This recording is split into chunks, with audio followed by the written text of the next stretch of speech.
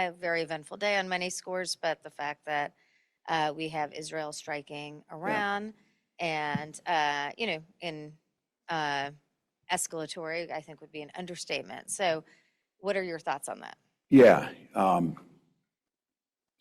Deeply concerned. I think we know anything in the Middle East. And look, I know there's a lot of folks here and across the country. The situation in Gaza is intolerable, and it became a central focus in the campaign. And I would say rightfully so. Human rights issues, how we're going to try and attempt to get a two-state solution where we can allow folks to live peacefully and coexist and have their own self-control or self-determination.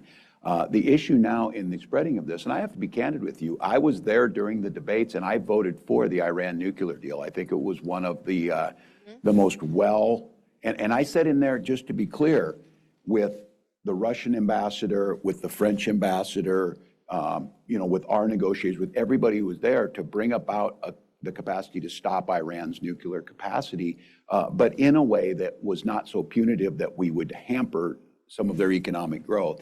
I truly worry now. I'm sure there's great strategic thinkers in the Trump administration that have now said, how is this going to, a tweet from the president today said, I told them they should have done something, and now here we are. Yeah, here we are with the Middle East back on fire in a way that is now expanded. Iran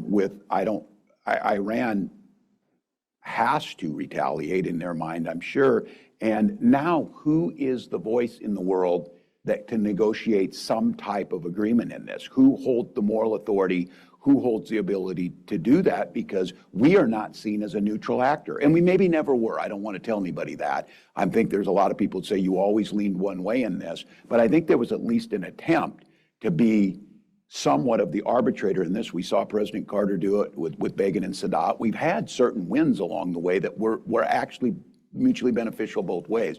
Now I ask who that is. And I mean, consistently over and over again, we're going to have to face the reality. It might be the Chinese.